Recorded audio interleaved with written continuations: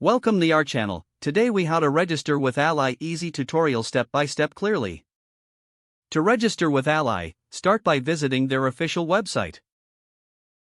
Look for the Get Started or Sign Up button on the home page. Click on that button to be directed to the registration page. You will see options to choose between personal or business accounts. Select the type of account that suits your needs. Fill in your personal information in the designated fields. This usually includes your name, email address, and phone number. Create a secure password following the guidelines provided. Be sure to choose a password that is difficult to guess. Once you've entered all the required information, click on the Continue button. You may be asked to verify your identity through a code sent to your email or phone. Check your email or text messages for the verification code. Enter the code in the provided field on the website. After verification, you'll be prompted to provide additional information.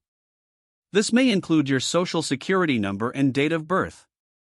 Make sure the information is accurate to avoid any issues. Once you've filled in all necessary details, review your information carefully. If everything looks good, proceed by clicking the Submit button. You should receive a confirmation message indicating your account registration is successful. Follow any additional instructions to complete the setup process. Log into your new Ally account to explore the features available to you. If the page does not load, refresh the browser or try again in a private or incognito window. Make sure you are using the correct email address, then retype it carefully to avoid small typos. If your password is not accepted, use the reset option and create a new strong password you can remember. Check your spam folder for verification or security emails, then complete any requested confirmation steps.